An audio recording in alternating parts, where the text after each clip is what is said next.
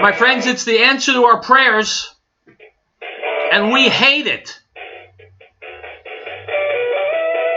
My name is Howard Riell. My friends, you've arrived at Riell Truth. Call-in number 877-254-7524. Here's what I'm talking about. Item from Bloomberg.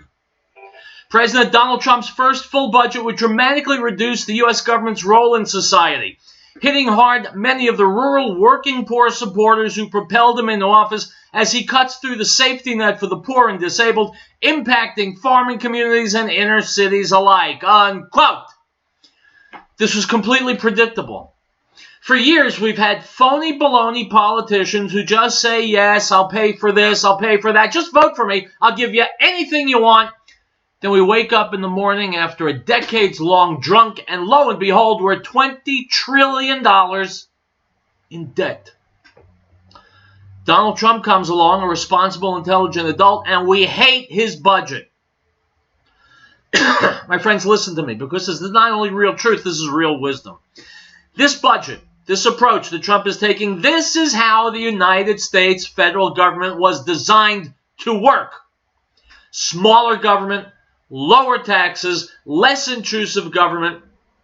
The only alternative is the same old phony baloney politicians who yes us to death and spend us into the grave.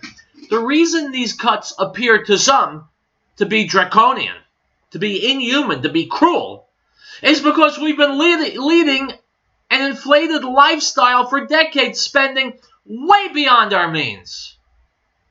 We've been spending money like drunken sailors. And now that we're sober, we think, what the hell did I do? And then someone comes along with some fiscal responsibility and we don't want it. Just keep lying to us. Just keep pulling the wool over our eyes. Spend like we can just print more money because we can print more money. That's not going to be a problem, is it? So for all the naysayers out there who for their entire voting lives have been voting for fake politicians, glad-handing, lying politicians who say, yeah, whatever you want, I'll give you. The $20 trillion in debt is our fault for voting for those guys. What we've been praying for is someone to come along and bring us back to normalcy. Bring us back to earth. Put us back on the right track. That's what Trump is doing, and so naturally, predictably, people around the country are screaming how cruel he is, how heartless, how merciful. Well, my friends, Donald Trump is none of those things. Donald Trump is sober, he's reasonable, he's logical, he's rational, and he knows how to succeed. This is how we succeed, by spending within our limits and balancing the budget. You don't like that approach? Good. Spend your own money that way, lead your own lives that way, and then see what it brings you. It's Tuesday, and it's Riell Truth. We'll be back.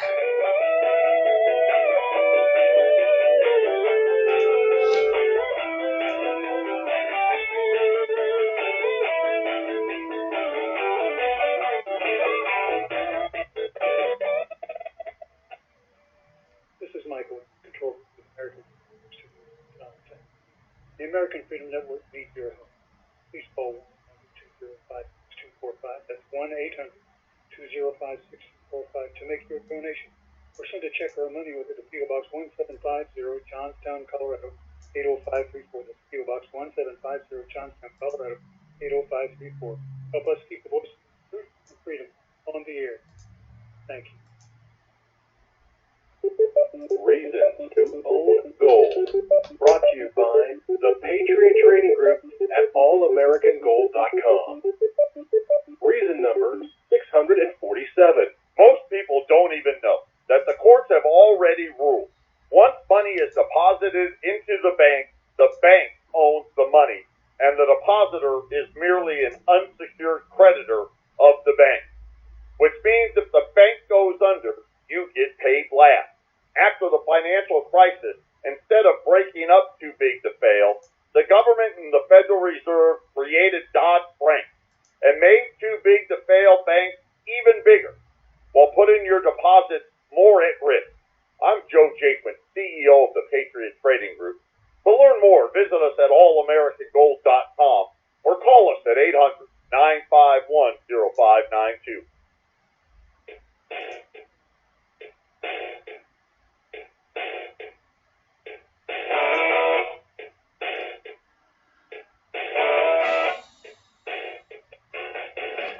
All right, guys, welcome back to Riell Truth. Yesterday, Donald Trump went to the Kotel, the Western Wall in Jerusalem, the capital of the state of Israel, just as I did last June. He stood in the exact same place I did, right up close to the Kotel, put his hand on the wall just as I did, and he prayed to the very same God that I do. There are different religions in the world, but there's just one God. Now, because I'm a religious guy, I read the Bible. Michael Golden just pointed this out to me. You go to 1 Kings, 1 Kings, chapter 8.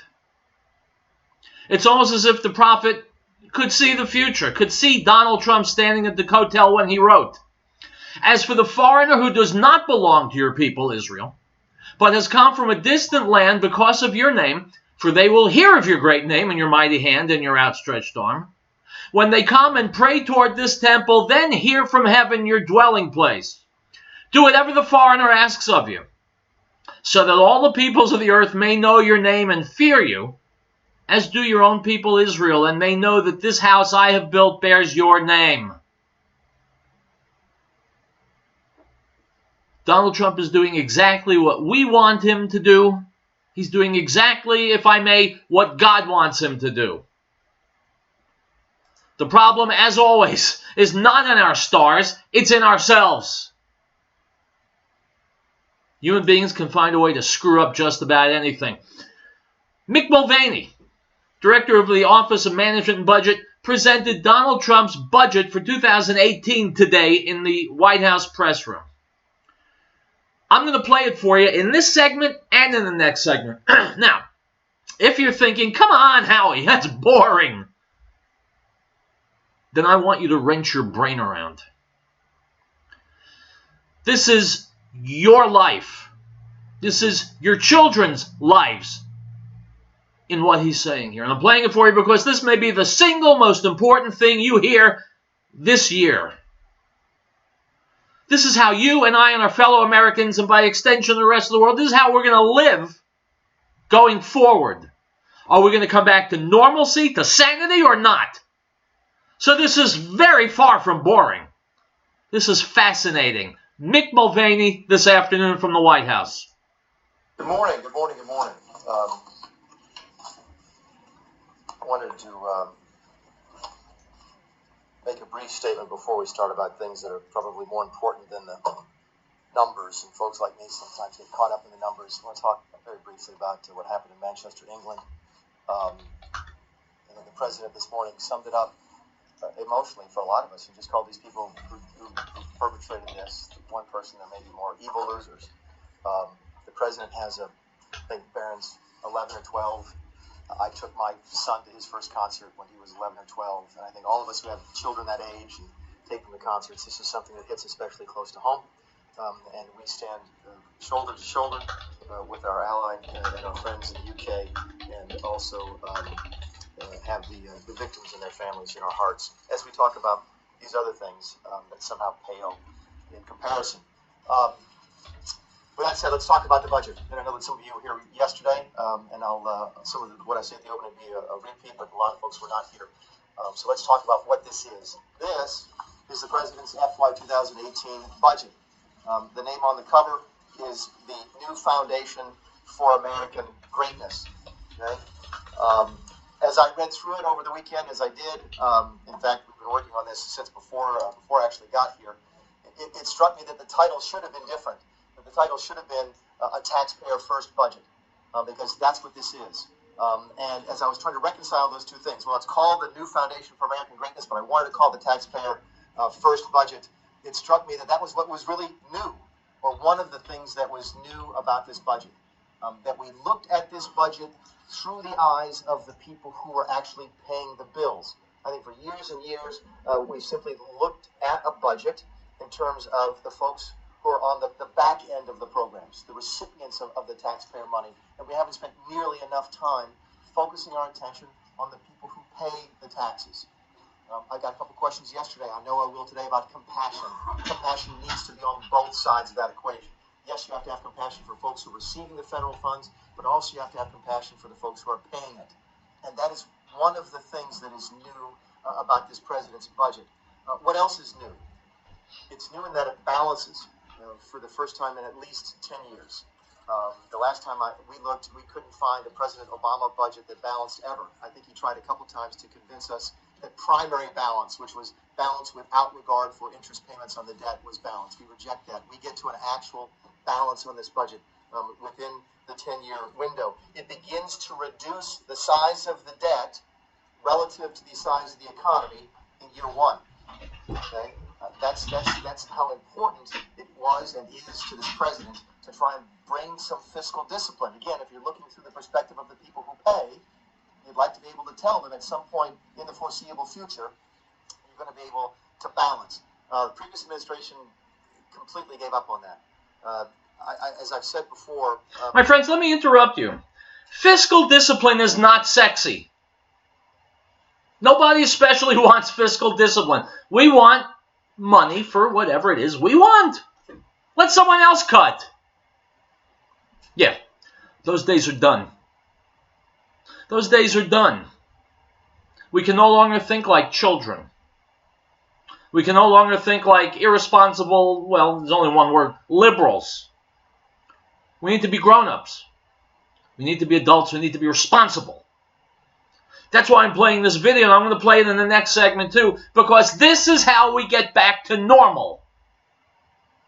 Think about it. The world's gotten really, really abnormal over the last couple of decades. We need to bring it back to center. You can't do it with a 20, 21, 22, 23, $24 trillion deficit. Fiscal responsibility.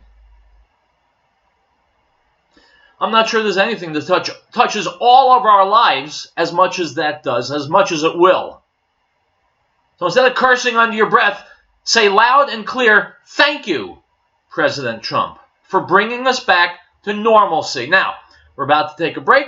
When we come back, we're going to listen to Mick Mulvaney tell you exactly what this budget is, why it is, how it works, and why it's so important for all those of us who have children who want them to grow up in a better America than we're saddled with today. This is not boring. I've posted it on my Facebook page. I want you to watch this video. I want you to share it. I want you to talk to people about it.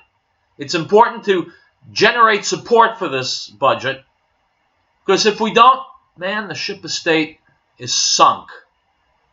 We cannot go on as we have been.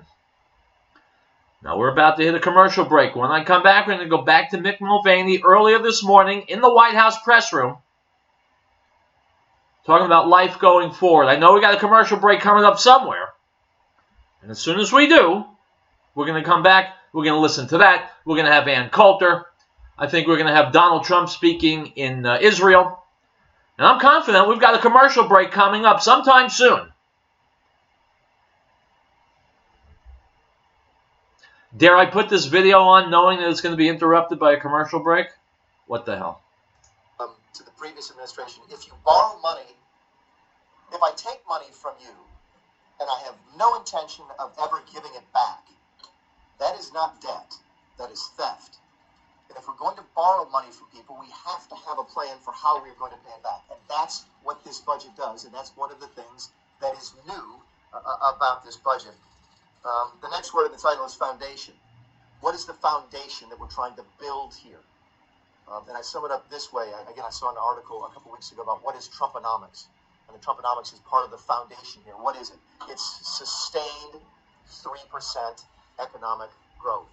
Everything that we do in this administration, every single time I am called into the Oval Office, whether it's on immigration policy, healthcare policy, tax reform policy, trade policy, budgets and spending, the focus is sustained 3% economic growth. Have been attacked stunningly by some folks on the left and even in the mainstream who say that that's an unreasonable assumption. You should stop and think how absurd that is, to think that 3% growth in an American economy is to some people an absurd assumption. It used to be normal. 10 years ago, it was normal. In fact, it's been normal for the history of the country. I think the average over the 240-odd years that we've been a country has been over 3%. It's certainly been over 3% since World War II. The 1.9% growth rates that the previous administration assumed towards the end of their administration. And the 1.9% growth rates for the entire 10-year window that the CBO growth rates that the CBO assumes, the Congressional Budget Office assumes, are something we simply reject. That is a pessimistic look at what the potential for this country and for what this country's people is. We reject that pessimism. And so you know what? We probably should have gone in and assumed 3.5% or 4% growth, because that would be aggressive. 3% growth is just getting back to normal. I've said it before, I say it again. If you are 30 years old and you are watching this or you're sitting here, you have never had a job as an adult in a healthy American economy. It's either been a recession or a slow, sluggish economy, stumbling along at less than 2% growth. The differences between 2% growth and 3% growth doesn't sound like much. In fact, I cringe when I hear people say it's only a 1% difference. It's not. It's a 50% difference, but that's just math. The difference in that is tangible. At 3% economic growth in a healthy American economy, if you don't like your job, you can quit because you know you can go get another job. If you get laid off, you know you can go off and start your own business. These are the opportunities that people have forgotten about. And these are the things, the optimism in the country, the dynamism in the country that the president is so eager to push back and to bring back to the country. It's what drives every one of our policies, especially when it comes to anything dealing with jobs and the economy. We will bring back 3% economic growth to this country, and those numbers are assumed in this budget. By the way, if you don't, the budget will never balance. If you assume 1.9% growth, my guess is you'll never see a balanced budget again. So we refuse to accept that that's the new normal in this country. 3% is the old normal. 3% will be the new normal again under the Trump administration, and that is part and parcel, one of the foundations of this budget. Along those same lines, the budget also speaks to and funds a lot of the president's priorities. We've talked about this since March when we unveiled the budget blueprint. National security, obviously, a priority for this president. Border security, another priority for him. We can talk at length if you want to today about the details of the additional money that we spend in those areas. The total plus up again for the 2018 budget is $54 billion over the Congressional Budget Office baseline. The law enforcement gets a significant increase here. That's both at the federal and the state and local level as we follow through on our efforts to enforce the law. Veterans see more money here. That's a classic example of looking at the budget through the eyes of the taxpayer. I put myself in the role of the person who's actually taking the money from you as taxpayer and giving the money to someone else in terms of the benefit. And if I can look you in the eye and say, look, I need to take this money from you so that I can help this injured vet, I can do that in good conscience. I can look you in the eye, and my guess is you're okay with that. I am a lot less comfortable to the point of not wanting to look you in the eye and say, look, I need to take this money from you to give to this person over here who really isn't disabled but is getting a disabled benefit, or this person over here who is supposed to use the money to go to school but isn't actually going, or a program that is supposed to encourage you to graduate from high school or from college but is only 6% effective. That's the type of compassion we talk about, and that's the type of different perspective that we bring to the budget. And it's one of the things that I like to talk about when we talk about the veterans. People don't mind paying their taxes as long as they know that that money is not being wasted and frittered away. We also increased spending for school choice and paid parental leave, making this president the first president of either party to propose a nationwide paid parental leave program for parents and adopted parents. There's $20 billion in that over the course of the 10-year window. I gave an incorrect number yesterday at 25. What are those, by the way? National security, border security, law enforcement, veteran, school choice, paid parental leave. They all campaign promises that the president made while he was in office. That's why I say these numbers are simply the president's policies put onto paper. We took the president's speeches, we took his priorities, we turned them into numbers, and that's what's in the document. Does not, along the same lines, not a single thing in here touches Social Security, retirement, or Medicare. Why? Because that's what the president said when he was campaigning, that he would not change those things. In fact, I've told the story several times of sitting in the president's office with a list of possible reforms to mandatory, what some people call entitlement spending, and have the president at the end of the list go, yes, yes, no, no, no, no. And the no, no, no's were always Social Security, retirement, and Medicare. Didn't change those at all because he promised people that he wouldn't. We can do all that and balance at the same time because we look at spending differently. We're no longer going to measure compassion by the number of programs or the number of people on those programs, but by the number of people we help get off of those programs. We're not going to measure compassion by the amount of money that we spend, but by the number of people that we help. And that is how you can get 3% economic growth. That is how you can balance the budget in 10 years. That is how you can borrow money from people with still promising and intending to pay it back from them. That is how you can help people take charge of their own lives again. And that is the part of the budget that deals with the American cravings. So with that, I'll take questions for a little bit. I know there's a couple. Yes, ma'am. So President Trump sticking to his campaign promise not to touch Medicare or Social Security retirement benefits, but not Medicaid. So how does he intend to square that with his supporters? Yeah, a couple things about Medicaid. And this is one of my favorite stories to tell about Washington spending. Keeping in mind, and I know that you all probably get this, but if you're watching this at home, in Washington, D.C., if you spent $100 last year on something, okay, and we spent $100 on it this year on that same thing, in Washington, people call that a cut. Okay, 100 last year, 100 this year, y'all call it a cut. In fact, I've seen several occasions where we spent $100 last year and $102 this year, and many people will still call that a cut because the budget is hardwired by the Congressional Budget Office to go up every single year. And if the Congressional Budget Office says we spent $100 last year and we're supposed to spend $106 this year, for a lot of people, anything less than 107 is a cut. In fact, I've actually heard 106 referred to as a freeze because it simply stays in line with the Congressional Budget Office. A classic example of how Washington speaks differently than the world back home. So a couple things about Medicaid. Okay, there are no Medicaid cuts in the terms of what ordinary human beings would refer to as a cut. We are not spending less money one year than we spent before. What we are doing is growing Medicaid more slowly over the 10-year budget window than the Congressional Budget Office says that we should or says that we will under current law. Why do we change it? We change it, and we change those growth rates in Medicaid spending because of the American Health Care Act, which this president does support. We said from the very beginning we support the House efforts. We're looking forward and are working right now with the Senate on working on what their health care bill would look like. But we support the American Health Care Act, and that does change Medicaid. How does it change it? And this is something that I don't think enough people are talking about. It makes it a lot better and a lot more able to deliver the necessary services to the people who need it. Here's how. Medicaid is funded in large part by the states. In fact, I was in the state legislature, and our second largest line item, I think, after K-12 education was Medicaid.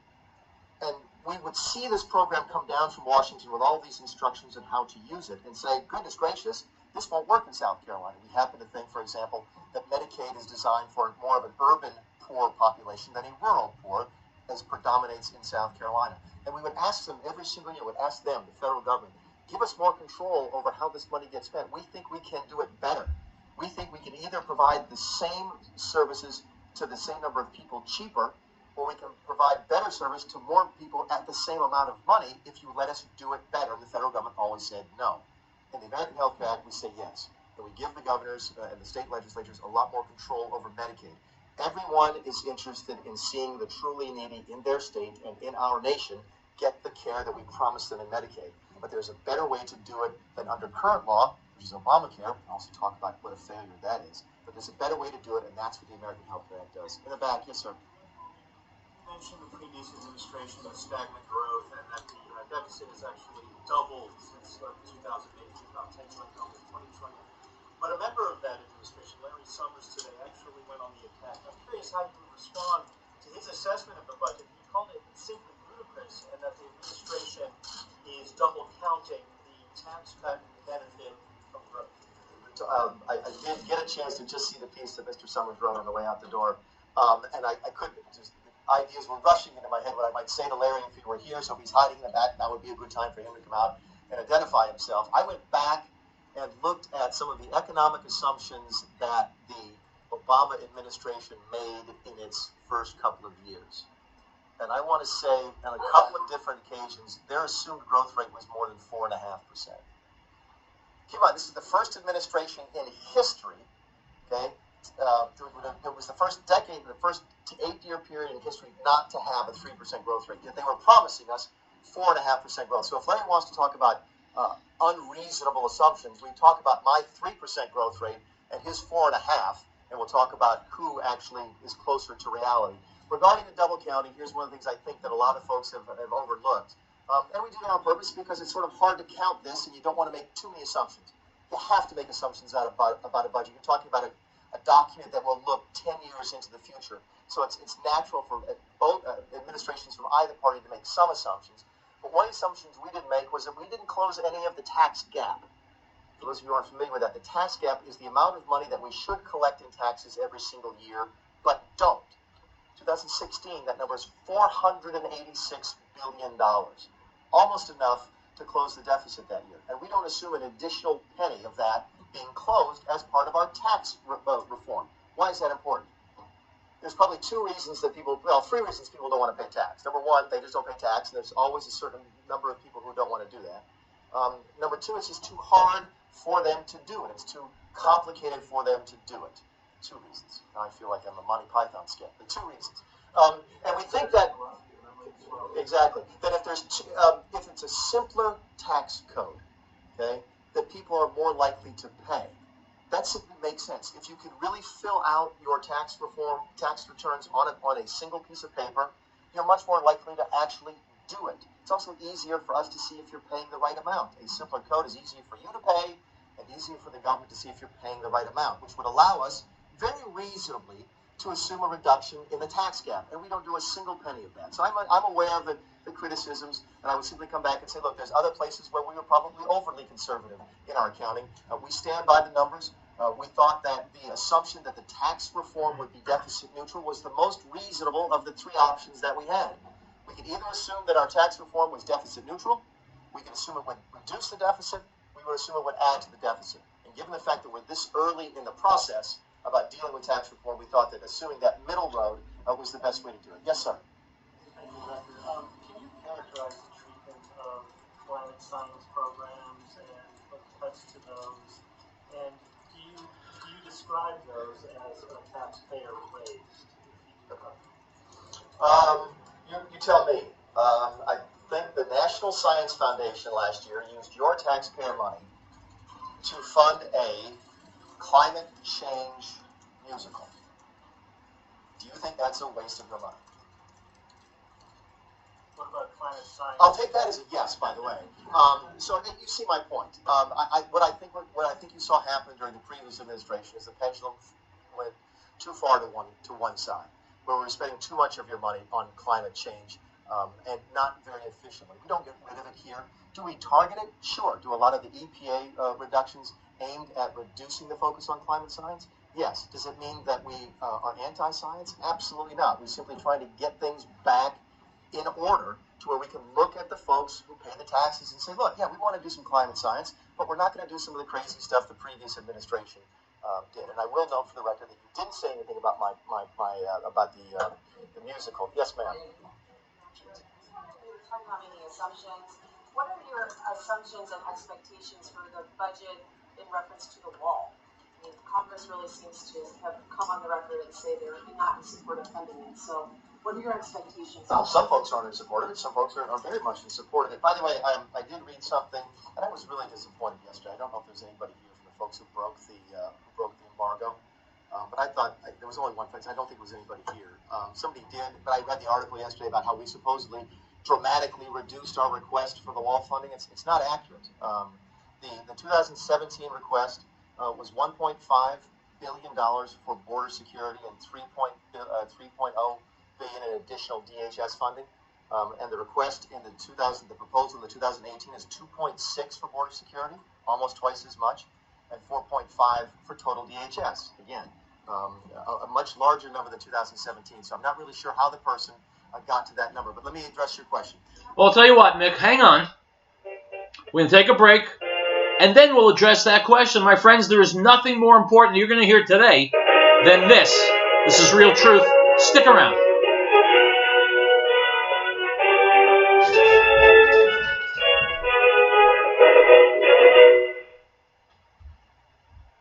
If you're taking 1, 2, 5, or more nutritional supplements, please stop. Simplify your supplementation with Bio Superfood, the most advanced nutritional whole food supplement you can buy. Men, women, children, even Olympic athletes the world over have discovered Bio Superfood from BioAge.com. And now take just one nutritional supplement instead of many. The Bio Superfood formulas are whole food products composed with 4 of the most nutrient-dense algae found on Earth. Bio Superfood for the brain helps with focus, memory, clarity, and mood. If you can increase brain health, the rest of the body is a no-brainer. Bio Superfood has 0 toxicity and is safe for you and your family. Learn more and order your Bio Superfood formulas at BioAge.com. Spelled BIOAGE.com. BioAge.com. Or call 877-288-9116. That's 877-288-9116. BioAge, the age of advanced organics. Now this is the testimony of John when the Jews sent priests and Levites from Jerusalem to ask him, "Who are you?" He confessed and did not deny, but confessed, "I am not the Messiah." And they asked him, "What then? Are you Elijah?" He said, "I am not." "Are you the prophet?" And he answered, "No." The Gospel of John, chapter 1, verse 19 through 21.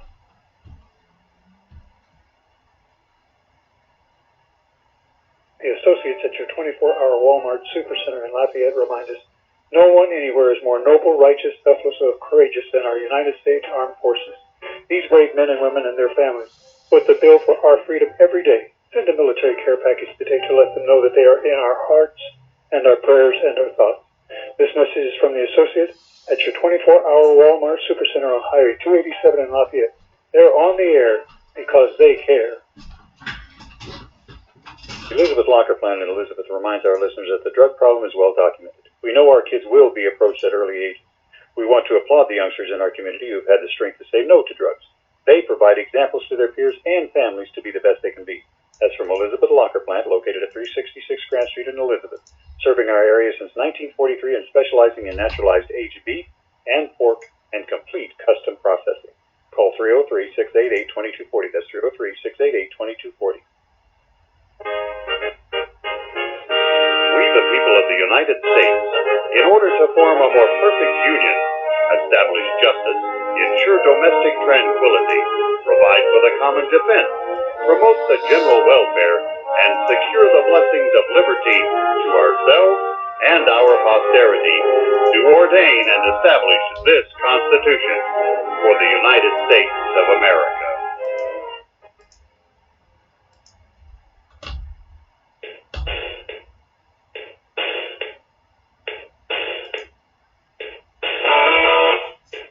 This is important stuff, my friends.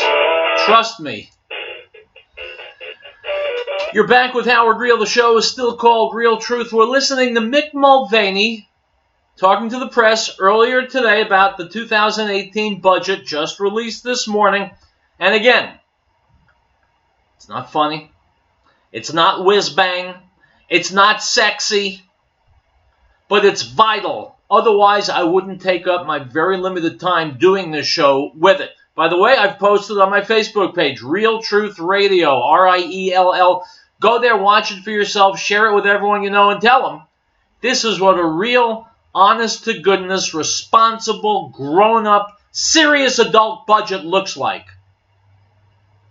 So don't listen to the cacophony in the media, because you know, as well as I do, they're already screaming. Already screeching. They're going through the litany. Trump is a racist. Trump is an Islamophobe. He hates women. He hates fresh air. Hates everything. Don't listen to the media anymore, my friends. It's like the world according to Darth Vader. There are better sources of information than Darth Vader and the major media. You have to be a smart consumer of media. That said, let me throw it back to Director of the Office of Management and Budget, Mick Mulvaney, earlier today talking to the press about Donald Trump's 2018 budget. Go ahead, Mr. Director. We are absolutely dead serious about the wall. In fact, after taking care of the national security and the vets, my guess is it's in the president's top 3. In fact, I know for a fact that it is. And we've made that very clear to the folks on the Hill. That while we did not get as much money as we wanted for border security in the 2017 omnibus, we didn't get a lot. Many of you were here for the presentation I gave on that. And we will see increased border security between today and the end of the calendar year. By the same token, we're going to continue to press on. We do think there's a role for technology, a role for additional people, all of which we ask for in those in this 2018 budget request. But it is absolutely priority for the president. Yes, sir. You said you rejected the premise of the economy not growing at 3%. Yep. Did you set the 3% target and then reverse engineer the figures in order to achieve that? No. What's the math? Yeah, keep in mind, we had, because there was a lot of numbers that were floated during the campaign, 3, 3.5, 4, 4.5. We didn't start with any of those numbers and work back. What we sat down and did is this, in fact, it was the group of, it was myself, Secretary Mnuchin, Director Cohn from the NEC, who at the time I think was playing, and still is playing filling the role often filled by the head of the Council of Economic Advisors. And what we did is we sat down and said, we looked at the CBO baseline numbers and said, okay, what will our tax policy increase GDP by? And what are the ranges for that? What will our regulatory policy impact GDP by? And what could the ranges be for that? What does repealing Obamacare do for increasing GDP? By the way, the Congressional Budget Office actually has hard numbers on that. The Congressional Budget Office assumes that if you repeal Obamacare, it will increase GDP because Obamacare creates a disincentive to work.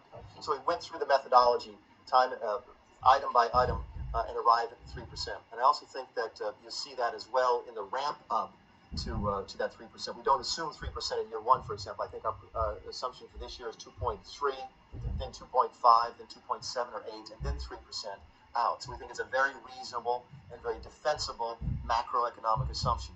Digging a little bit deeper into the numbers, we also think that our numbers regarding the related interest rates and unemployment rates are likewise defensible. We get a lot of questions sometimes about productivity. We hear these stories now. There's an interesting story in one of the leading newspapers. I can't remember if it was the Times or the Post yesterday about a business in Utah that can't find enough people to work. And people say, "Oh, how are you going to grow the economy at 3%?" If we're already facing a tight employment market. I'm going to pull the numbers up here so I don't butcher these. Of course, as soon as I say that, I can't pull the numbers up. The difference between the U6 rate and the U3 rate is, I think the number was in excess of 6 million people. What does that mean? The U3 rate is what we call the unemployment rate. It's what everybody calls the unemployment rate. The U6 rate is those folks who are unemployed. Okay, they're in the labor force looking for work, but they can't find it. Plus the people who are marginally attached or working part-time for economic reasons, working part-time because they can't find full-time work. Okay, that difference, that delta, is over 6 million people. So we believe that we should be able to drive U3 and U6 together and get those folks into full-time employment, and that's one of the ways you get productivity gains. Yes, a measure that goes back to 1994. You can have an equal to U3 measure. I think that's in a properly functioning economy, that would be the case. Because keep on, what's the difference? Marginally attached and part-time against your will. You want to work full-time, but you're not. So you're technically not unemployed, because that's not the technical definition of the U3 unemployment rate, but you want to be doing more. You want to be more productive, to go back to the economic terms. And we do believe that we bring those people back to the job place, they will end up adding productivity. Well, Benny, thanks for doing this. On the day that he came down the escalator famously and became candidate Trump, he said, we're going to save Medicare, we're going to save Medicare, Medicaid, and Social Security without cuts. Have to do it. I recognize that he's going to be saving Social Security retirement, but he's not saving Social Security disability insurance, which benefits more than 10 million Americans. So is the president keeping his promise on that program? Thank you for that. Yes, he absolutely is. And here's why. The fact that it's called Social Security disability insurance, I think is well, put to you this way. We propose to do parental paid leave in this budget. Again, the first president of either party to do that. We propose to do that using the tools that already exist through the state unemployment insurance. Okay? By the way, I think that's the same way that Canada does it now. There are a couple of states, New York, New Jersey, I think California, who already provide statewide paid parental leave. They do it through their disability insurance programs, their employment disability. That does not mean that parental leave is unemployment, and it does not mean that parental leave is a disability. It simply means that that program is managed through the infrastructure that already existed at the time it was set up. And the same is true with Social Security disability. It is a welfare program for the long-term disabled. It is not what most people will consider to be Social Security. So will any of those individuals who presently receive SSDI receive less as a result of this budget? I hope so. If there are people who are getting SSDI who should not be getting it, Those people who should be getting it, oh no, they receive less. oh no. If people are really disabled, and there are folks who need this program, listen, that's So how are you going to better determine who is getting it and shouldn't be getting it? There's so many anti-fraud programs that exist already. yeah, it's a great question, and I can get down in the weeds. But one of the ones we have, one of the proposals we have is actually how we pick the administrative law judges to make, because I think it's a lifetime appointment on day one, and we try and phase them in to make sure they're not. There's been several judges accused of sort of abusing the program. But to your point is an excellent one. We are not kicking anybody off of any program who really needs it. It's not. We have plenty of money in this country to take care of the people who need help.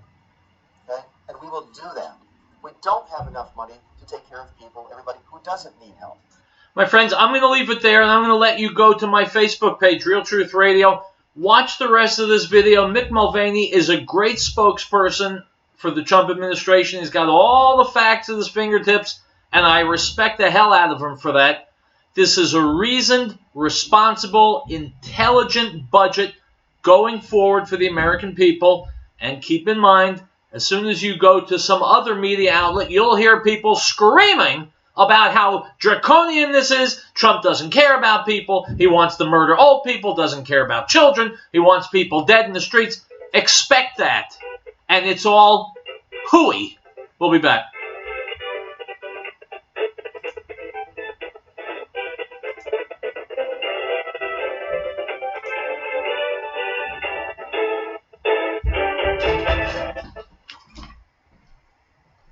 And of his fullness we have all received, and grace for grace. For the law was given through Moses, but grace and truth came through Yeshua HaMashiach, Jesus the Christ. No one has seen God at any time. The only begotten Son, who is in the bosom of the Father, he has declared him. The Gospel of John, chapter 1, verse 16.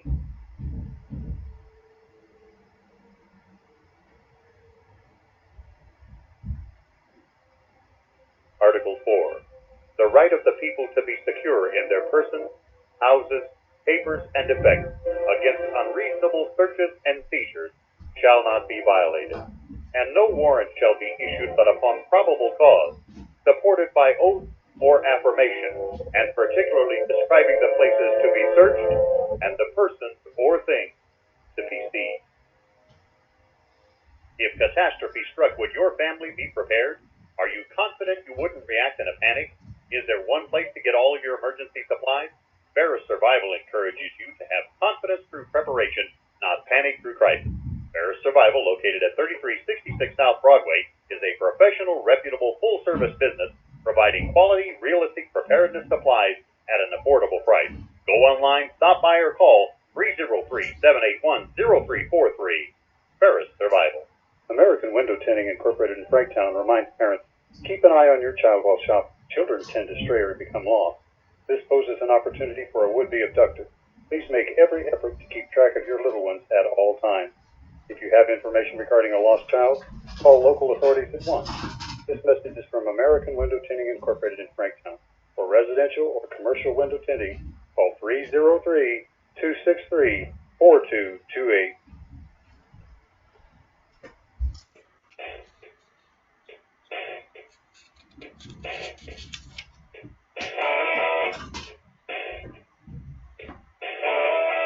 My friends, a word about criticism. Nothing easier in the world, nothing easier in life than to be a critic. To sit there, do nothing, and make fun of people. It's what late night TV specializes in. Meanwhile, these comedy geniuses on late night TV, a few years ago the writers went on strike. These late night comedians had to cancel their shows because without the writers they have nothing to say. These are the people sitting and judging the Trump administration. They're fools. The luckiest thing in their lives is that there are enough stupid people out there in America who watch them and listen to them, that they're able to be successful. Anyway, back to intelligence and back to real truth. Donald Trump spoke earlier today in Israel at the Israel Museum. His trip to Israel has been a fantastic success, a smashing success. Let's listen to what the president had to say. Let's see. Let me cue this up. Earlier today in Israel. The vital.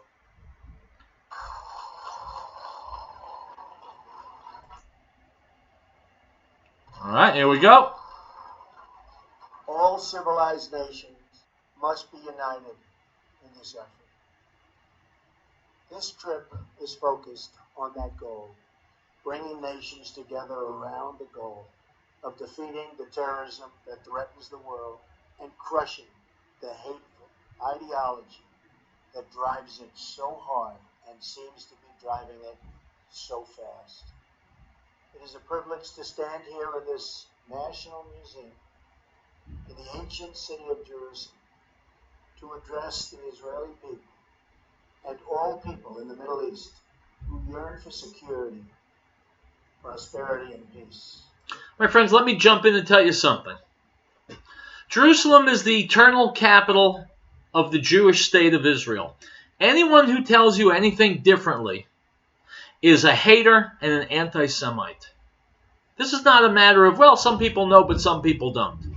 Everybody knows Jerusalem, all of Jerusalem, not just the western part, but the eastern part, all of Jerusalem belongs to the Jewish people. And anyone who tells you not is lying to you and betraying their deep hatred. All right, I feel better now. Let's go back to the president. Jerusalem is a sacred city.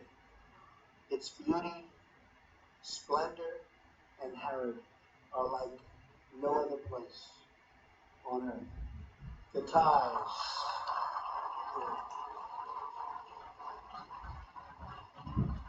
What a heritage. What a heritage. The ties of the Jewish people to this holy land are ancient and eternal.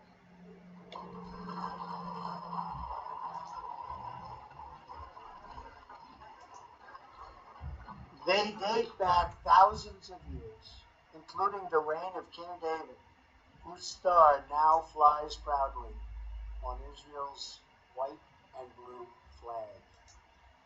Yesterday, I visited the Western Wall and marveled at the monument to God's presence and man's perseverance.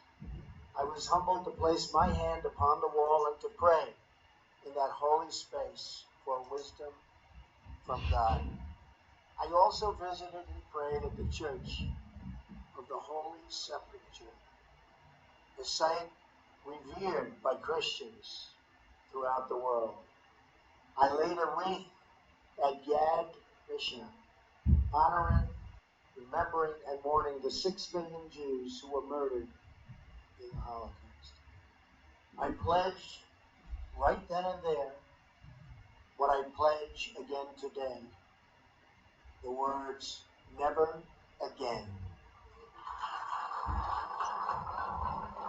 And by the way, my friends, let me echo this because it's very important. In using that phrase, never again, the phrase was made famous by the great Rabbi Meir Kahane, may he rest in peace. And you have to understand what it means. It doesn't mean that there will never be a tragedy that befalls the Jewish people. I mean, please God, there never will be. But if something like that happens, like the Holocaust, that is beyond our control. There was nothing we could do to stop it. What never again means is that never again will Jews be defenseless. Never again will Jews be victims. That's what never again means. And I salute President Trump in quoting Rabbi Meir Kahane to that effect. Let's go back to the video.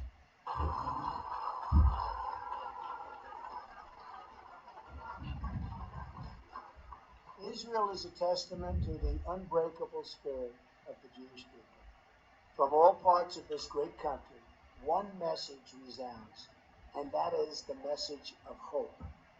Down through the ages, the Jewish people have suffered persecution, oppression, and even those who have sought their destruction. But through it all, they have endured, and in fact, they have thrived. I stand in awe of the accomplishments of the Jewish people. and I make this promise to you, my administration will always stand with Israel.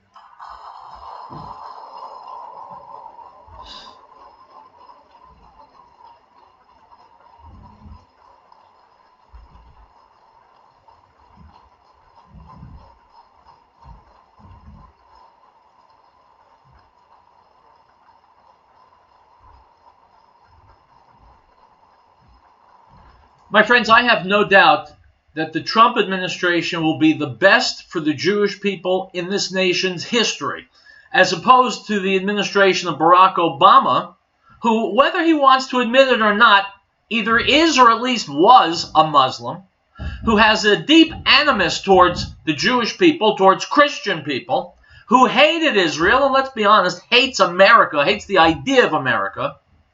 Barack Obama was poison. And of course, he's beloved by liberals. Just another piece of evidence of how liberals can never, ever be depended upon to do the intelligent thing. Donald Trump has already been a great president for the Jewish people and for Israel. I have no doubt over the course of the next 8 years, he will be even better.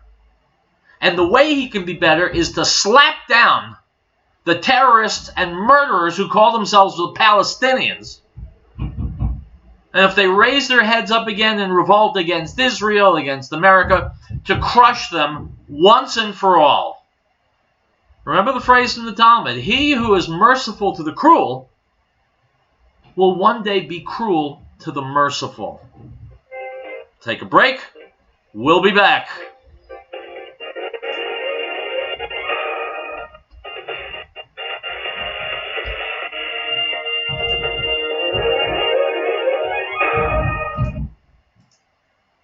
Beloved, do not believe every spirit, but test the spirits, whether they are of God, because many false prophets have gone into the world.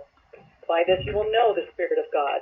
Every spirit that confesses that Yeshua, Jesus, has come in the flesh is of God, and every spirit that does not confess that Yeshua, Jesus, has come in the flesh is not of God. And this is the spirit of Antichrist, which you have already heard was coming and is now already in the world. 1 John 4:1.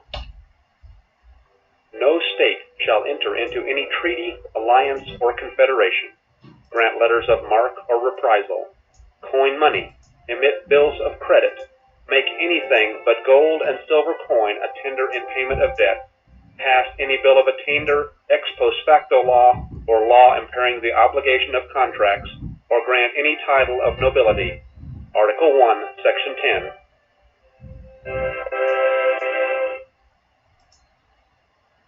Census, the uniformed people in Greeley, police, firefighters, EMT, 9/11 dispatchers, North Arkansas. We thank them for doing a great job keeping our people to live, shop, and raise a family. We realize their job is dangerous, sometimes thankless. This message is from Census, the uniformed people in Greeley. Call 352-2233. They're on the air because they care. Named one of the fired up in America. Census, the uniformed people in Greeley. All American Painting in Fort Collins reminds listeners that every day our troops demonstrate their dedication to our nation. Now is the time for us to return the favor and hire our returning vets, as well as those who have served in the past. After investing their lives in our nation, they deserve our investment. This message is from All American Painting in Fort Collins. Call them at 970-980-1186. Proud to salute the fighting forces of our All American Painting in Fort Collins.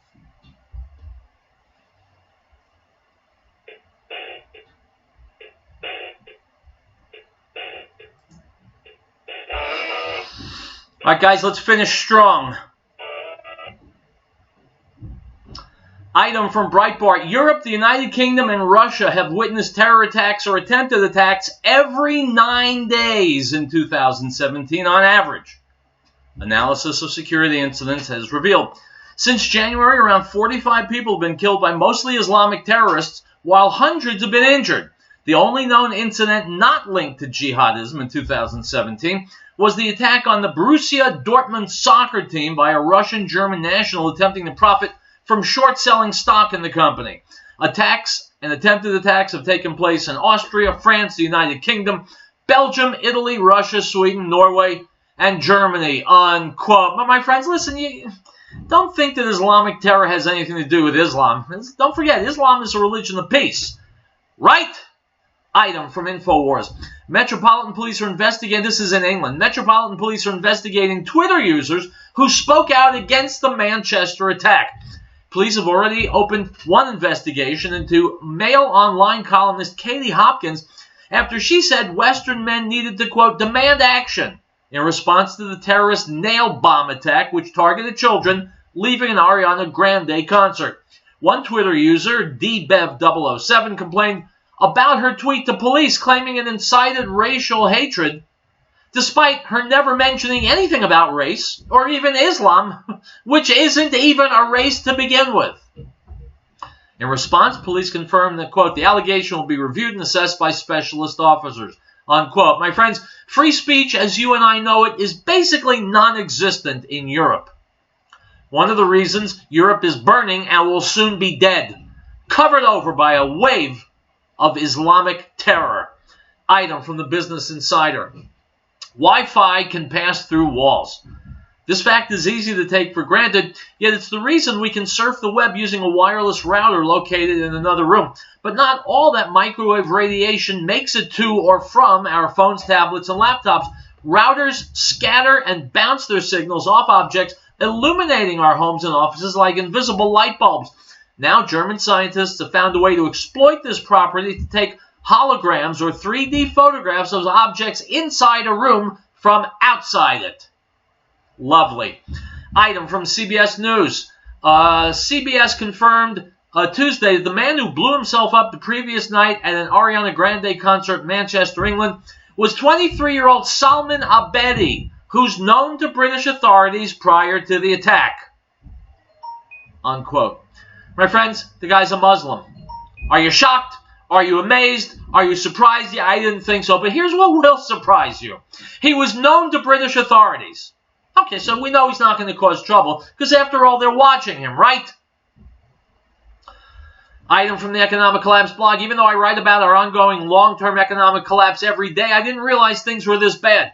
In this article, says Michael Snyder, I'm going to show you the average rate of growth for the U.S. economy over the past 10 years is exactly equal to the average rate that the U.S. economy grew during the 1930s.